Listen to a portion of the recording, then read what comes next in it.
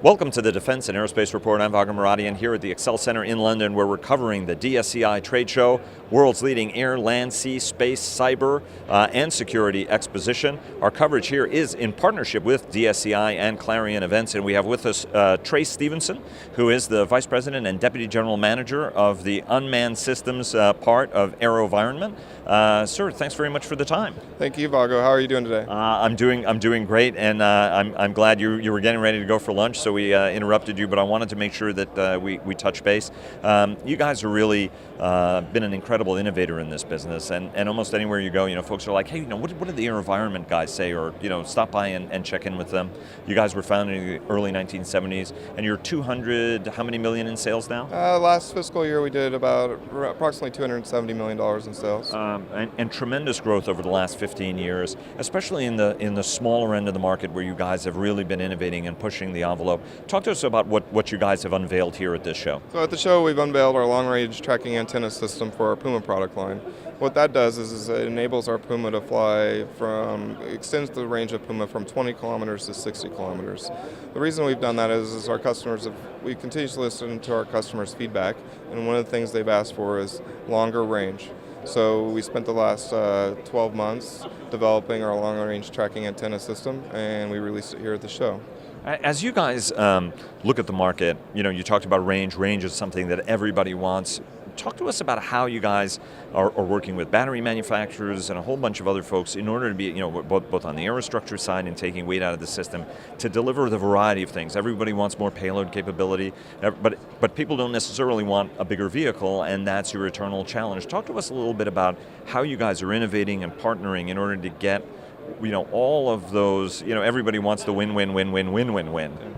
So we do spend a lot of time looking at technologies that are out there. We have a group within AeroVironment called McCready Works that really focuses on what the next technology is going to be. So we focus on how do we get things lighter, how do we get more endurance, how do we get more range. We do work with different battery manufacturers to try and get more efficient batteries, and we really try and just stay out in front of the market and figure out how we can incorporate those technologies in our products going forward to give the customers added capability. Where do you guys see this market being in 5 years? There are such dramatic changes.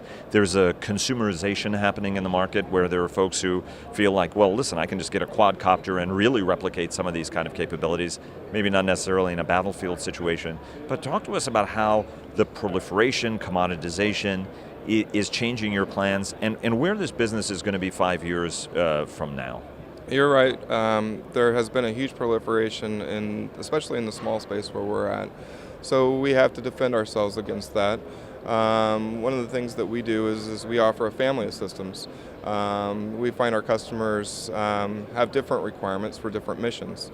And so we incorporate a family of systems. They're all connected by a common digital data link that's encrypted. And so they can fly any one of our systems, and they're interoperable. They're also interoperable with U.S. forces, so we find a lot of our customers are out there operating with the U.S. coalition, and they want to be able to interoperate with each other. So we pay attention to what we call drone insanity, but we try and figure out how to keep ourselves differentiated from those guys. And one is through our U.S. customers. We've won every U.S. program of record, so the rest of the world looks at that.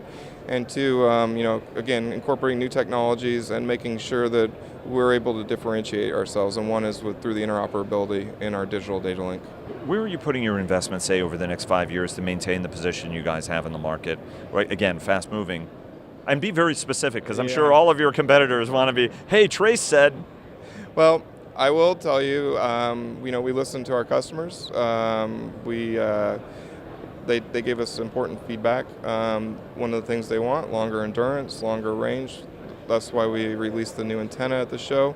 They also want smaller footprint. So a lot of these systems, especially the larger you go, require a lot of people to operate them. So we want to focus on developing our products and our new technologies, but be able to operate with one person or two people minimum. And you guys also have another product that you've been showing here, even though you unveiled it a little bit earlier in the year, and I think you have it in your hand. Yes, this is our new Snipe micro UAV. It's intended for the soldier. It's intended so they can carry it with them. Very small, pulls out of the case, The wings flap out, and it flies for about 1 kilometer and about 15 minutes. So it's meant for the soldier on the front line to basically throw this up and see what he wants to see over the horizon. It's got rechargeable, replaceable batteries, so he can land it, throw another battery in, and continue his mission. So we're very excited about this product. And how is the trooper controlling it? And what is he or she? What's the screen? What's the entire? How big is the entire package? So it's a tablet interface, so very small hand controller. Eventually, on our roadmap, it'll meant to be you just have an app. You can use whatever device that you have. They can buy a tablet from us, or they can use their own device or their own phone to see the video. So that's we're really excited about bringing this capability to the soldiers. And any customers for it yet? Yes, we're now selling it internationally. So we released it. We're taking orders internationally, and we're also selling it to the U.S. military at this time. And I know that everything is price dependent. Everything is volume dependent when it comes to this. But what's kind of the ballpark price point that you're looking for this? Because this is very much an expendable class on the tactical level, so that folks can see over that ridge, see over around a building, see on top of a building. What's the ballpark price that you guys are shooting for? It's really hard to give you a number on that. Again, it depends on what accessories, how many airplanes they buy, right, what type of tablet they buy. So it's dependent upon the customer and what their requirements are. And any IR capability on this at this point? It has both EO and IR cameras in it for one airplane. Isn't that unbelievable that you fit it? Very small. And I mean, look at that, and it weighs what, about 6 ounces, 8 ounces? Less than that probably. Yeah. Yeah, it's very, very light. We talked to John Damish, who was over at In Situ, and one of the things he was talking about was how good the company has gotten actually at data fusion, because there's actually, especially for the trooper on the ground who's under pressure, you don't want to inundate them with too much information. You want them to be able to find the right information they need at the right time. And there is a lot of technology that goes into that.